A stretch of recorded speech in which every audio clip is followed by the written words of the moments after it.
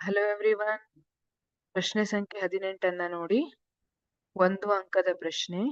4 carbon ಪರಮಾಣುಗಳನ್ನು ಮತ್ತು ketone ಕ್ರಿಯಾಗುಂಪನ್ನು ಹೊಂದಿರುವ ಒಂದು ಅಪರ್ಯಾಪ್ತ ಕಾರ್ಬನ್ ಸಂಯುಕ್ತದ ರಚನಾ ಸೂತ್ರವನ್ನು ಬರೆಯಿರಿ.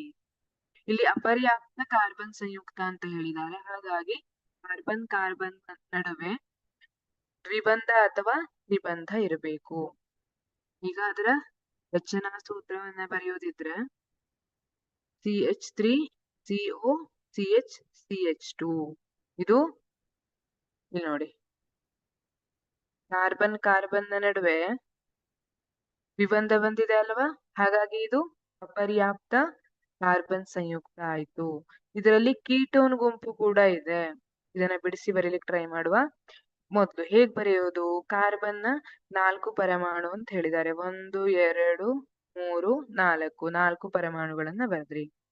ಕೀಟೋನ್ ಕ್ರಿಯಾಗುಂಪು ಇರಬೇಕು. ಕೀಟೋನ್ ಕ್ರಿಯಾಗುಂಪು ಅಂದ್ರೆ ಮಧ್ಯದಲ್ಲಿ ಇರ್ಬೇಕು, ಇಲ್ಲಿರ್ಬೇಕು.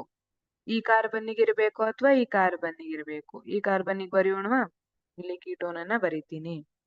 ಈಗ ಈ ಕಾರ್ಬನ್ನಿಗೆ ಒಟ್ಟು ಎಷ್ಟು ಬಂಧಗಳಾದ್ವು? 1 4 4 ಬಂಧಗಳಾದ್ವು. ಆದ್ರೆ ಈ ಕಾರ್ಬನ್ನಿಗೆ ಒಂದೇ ಬಂಧ ಆಗಿರೋದು. ಉಳಿದಿದ್ 3 ಹೈಡ್ರೋಜನ್ ಜೊತೆ ಬಂಧವನ್ನ ಏರ್ಪಡಿಸಿಕೊಳ್ಳುತ್ತೆ. ಈ ಕಾರ್ಬನ್ 2 ಬಂಧವನ್ನ ಹೊಂದಿದೆ, ಉಳಿದೆರಡು ಬಂಧಗಳನ್ನ ಹೈಡ್ರೋಜನ್ ಜೊತೆ ಮಾಡಿಕೊಳ್ಳುತ್ತೆ. ಈ ಕಾರ್ಬನ್ ಕೂಡ ಒಂದೇ ಬಂಧವನ್ನ ಹೊಂದಿದೆ, ಉಳಿದ 3 ಬಂಧಗಳನ್ನ ಹೈಡ್ರೋಜನ್ ಜೊತೆ ಮಾಡಿಕೊಳ್ಳುತ್ತೆ.